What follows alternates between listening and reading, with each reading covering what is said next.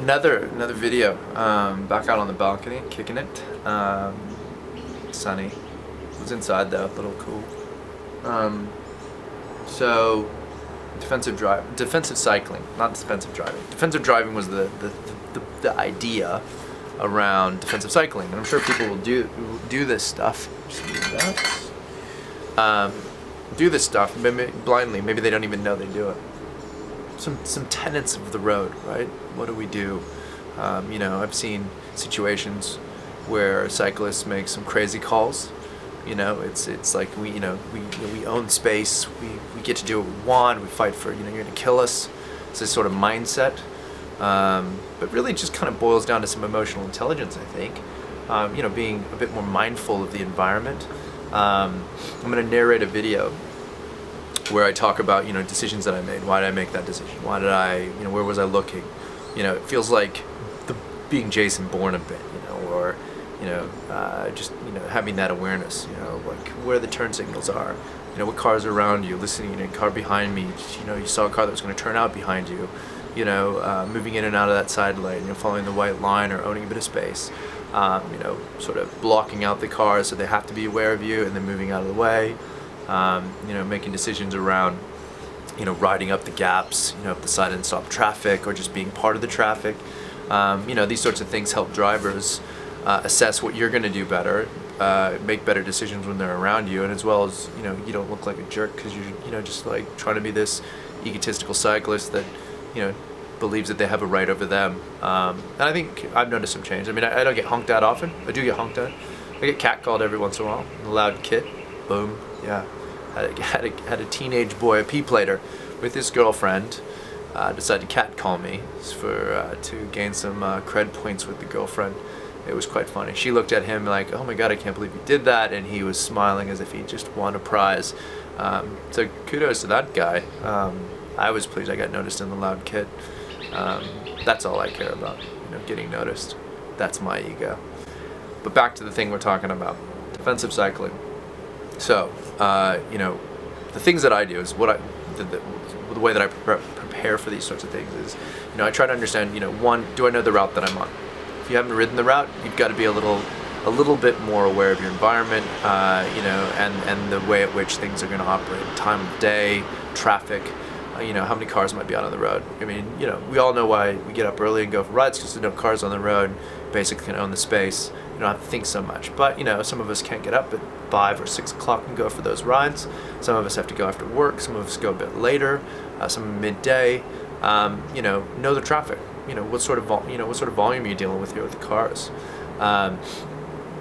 If you know the route, it's a lot easier to know what's going to happen on that route for a time of day, and also understand where the major intersections are, where you're going to get a bit more wider roads, multi-lane, thing like that. So you need to understand the cars, and then be aware of the cars, right?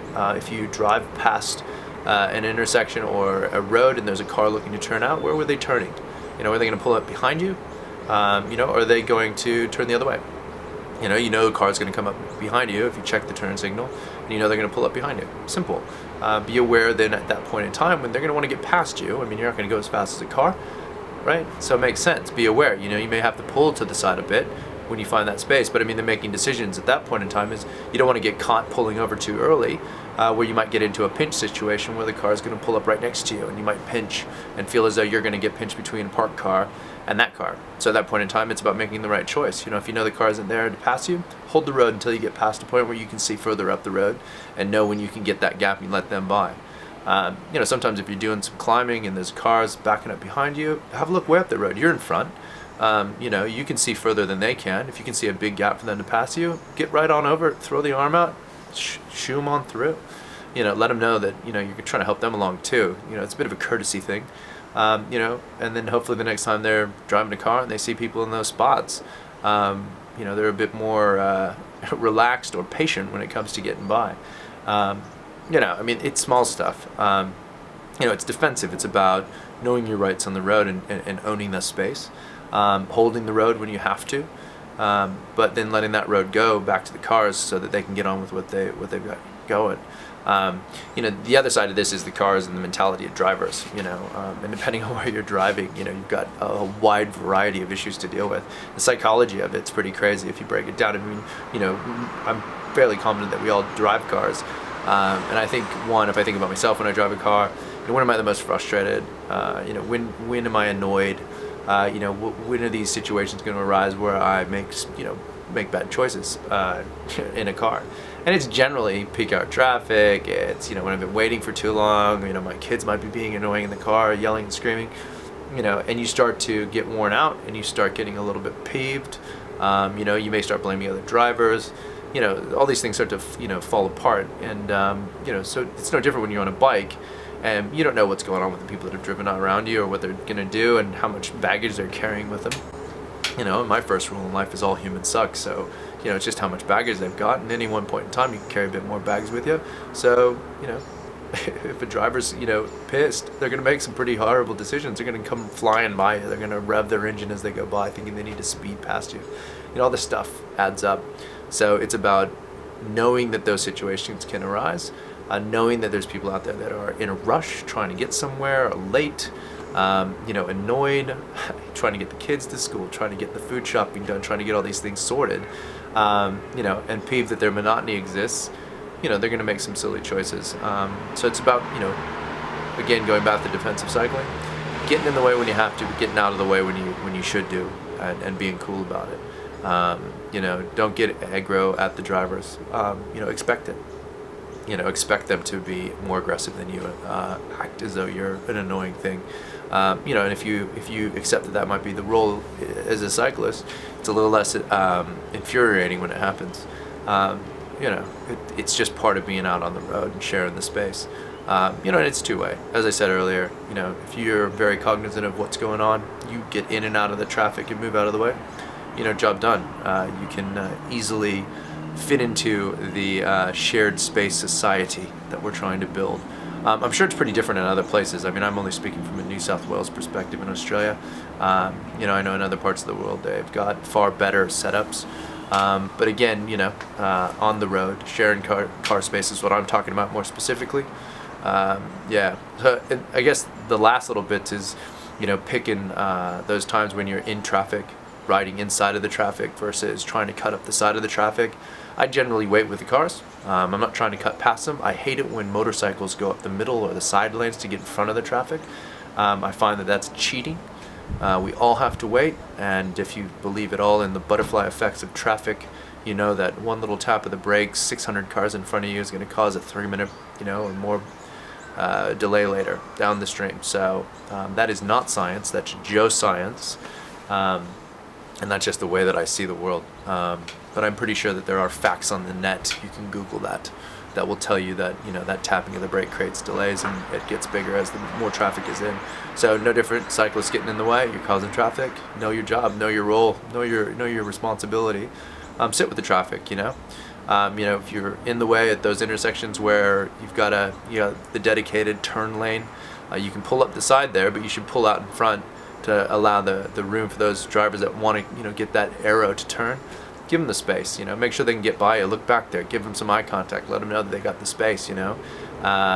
You know, it's just a job, it's just a small thing, but it's courtesy. You know, and when that light turns green and you can go, you can always pull back forward, get back to the side and let those cars back by you on the other side of you. That sounded horrible, but I think if you close your eyes and think about what I just said, it will make more sense. Anyway, probably gonna cut that. Maybe. I got the whole video thing. I've got this thing, and it's too long already. So maybe we'll just cut straight to that video. That makes more sense. Let's just talk it out in the video with examples. Makes more sense. So coming up to the obligatory roundabout, look right, no car, straight on through. It's as simple as that. Not a big one here. This one, we got a car stopping in the road. I'm gonna look for the right for a car, and I'm gonna continue up the left-hand side knowing no cars are gonna enter in front of that car. Again, safety first. Green light doesn't always mean go. Make sure you look around. You never know who's in the area. Even though I made a left, it was about knowing what was right and wrong here. Again, this is a weird stop. Had to stop, sort of track stand it, no cars at all to the right and left, even though they have the right of way, just to make sure it's clear, and then straight on through. So this next section was weird. Car stopped, another car behind it. Didn't know why that car was there for so long, but wanted to hold the road, knowing that there was some sort of tightness to this one. Car in the way right here, as you can see, line of cars, but it's about getting out of the way as well. So giving the road back, and you'll see the big SUV go flying by. They're busy. They gave me space, which was cool. This one I sped up. This is the one where I don't have a magnet, or I can't set off with magnets, so it's very dependent on if another car comes in behind me to set this thing off. Fortunately, there were some cars around me, knew that this light was going to change, so I prepped, got ready to go, sped on through. So here I have to get across to the far right side. I looked over my shoulder, I had plenty of time, so I got all the way to almost the middle of the road in order to maintain some level of control, knowing that there was a turn lane I could utilize. Again, oncoming traffic, green light, but track standing a bit and then flipping through. Here's a car on the right there. That car's turn signal was on. I knew it was going to need to pull in behind me at some point in time, so it was about maintaining my speed, looking ahead and finding a right amount of a line to take over the sort of cycling lane here, and waiting for that car to go on by, knowing I had time, and then I wasn't going to hit the pinch between parked cars.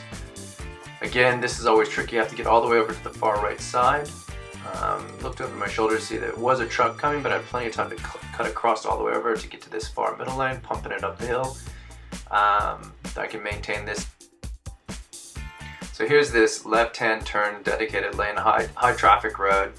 I'm going to push myself out in front of the straight along cars to make sure I can provide enough room for the left-hand turn. They actually honked at the car that was probably playing with their phone. I was not in the way, which was great. Light change, they can flow through.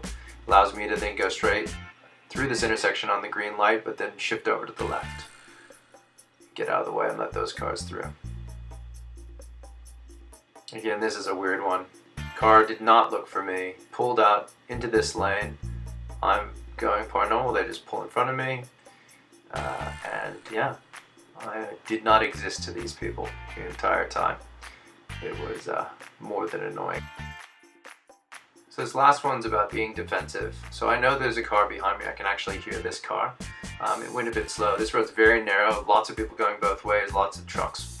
So I really just defensively rode down this hill. It's a crazy intersection of cars. Got real tight here.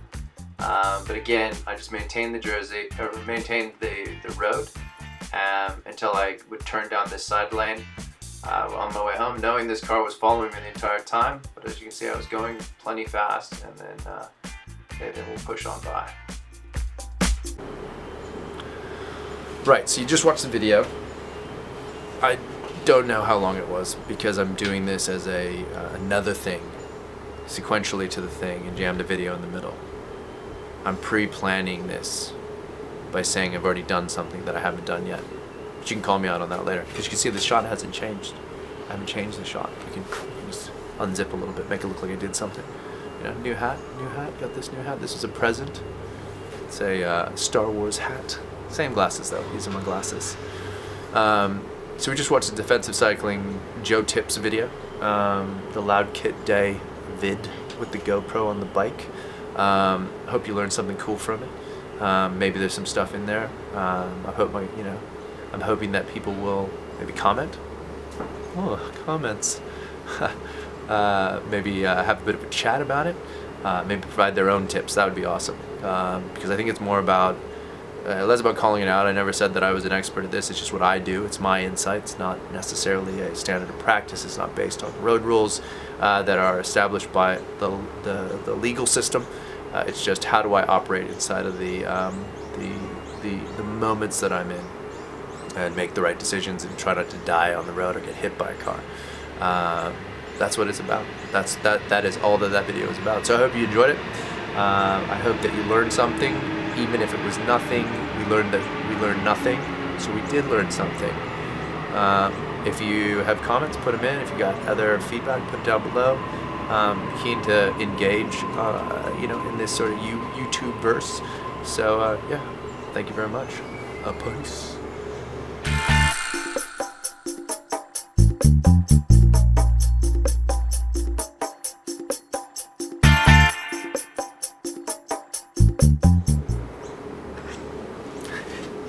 What do I do? Film the mouth.